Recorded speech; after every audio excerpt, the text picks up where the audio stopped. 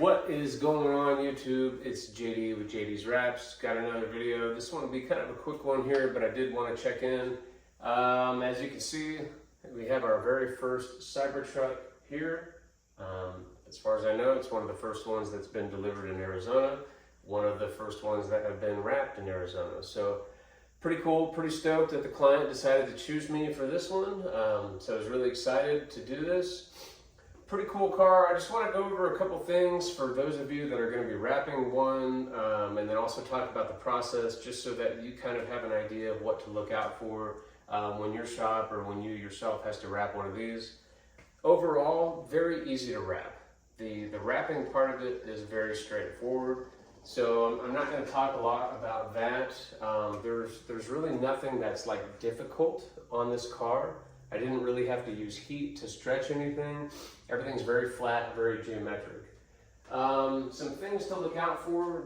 The corners are weird. They're very, very thin. So you don't really do the corners in the same way that you're used to doing. And you know, you're going to want to do some cut and folds, especially like on the fender, you know, places like up here. You can't really, at least with Avery, because Avery it doesn't really do well at holding edges. It's not like 3M where you can just kind of smash it down and it stays. So what I found myself doing is PPF cutting a lot of stuff. So basically cutting and leaving like a 1/4 inch to a 1/2 inch of material and then folding it over. So this does two things. One, it makes sure that you're gonna have long-term hold, because a lot of these edges are just straight sharp, like they're sanded steel, which is super weird. So by folding over that 1/4 inch, 1/2 inch material, you know it's going to hold it for the long term. And on a lot of these panels, you can kind of see in the gaps, and that steel sticks out a little bit. It's not as obvious as a white car, but it does stick out. So I found that doing PPF cuts and rolling over was the best way to go for the majority of this stuff.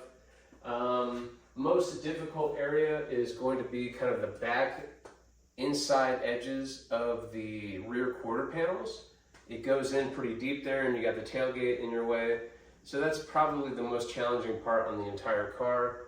I know everyone's gonna ask me how long this took. I took my sweet time.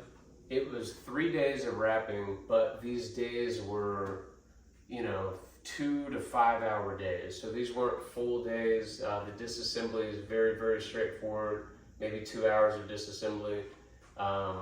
So these things aren't the hardest thing in the world to do, but there are some things that you want to look out for, like we just talked about.